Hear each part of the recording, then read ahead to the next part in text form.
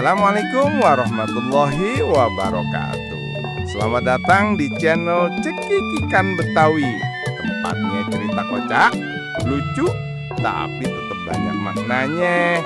Yuk kita dengerin obrolan seru antara kakek dan cucunya di teras rumah.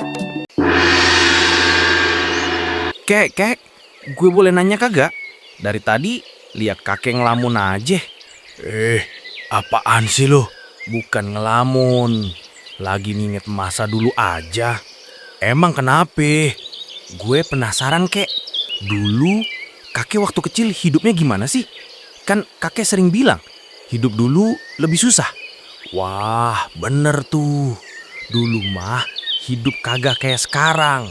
Jalanan masih tanah, sekolah jauh, makan juga serba pas-pasan. Tapi orang-orangnya kompak, saling bantu. Itu yang bikin hidup kerasa enak walaupun susah. Serius kek? Kakek sekolah jalan kaki? Iyalah, jalan kaki hampir 2 kilo.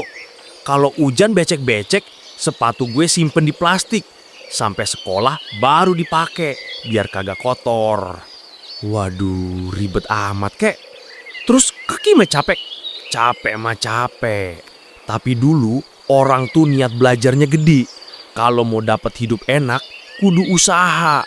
Kagak bisa males-malesan. Iya, gue ngerti. Kakek mau nasihatin gue ya? Bukan nasihat doang. Ini pengalaman hidup. Lo jangan kebanyakan mager. Selama masih muda, tenaga masih ada, pakai. Jalanin mimpi lo. Jangan nunggu orang dorong. Ntar malah lo didorong ke got. Iya kek, gue jadi semangat jadinya. Ya udah sono, belajar dulu. Jangan nongkrong mulu. Kalau kagak, masa depan lo nongkrong baik kayak bangku warung kopinya mah iya. Siap kek, biar kakek bangga sama gue juga.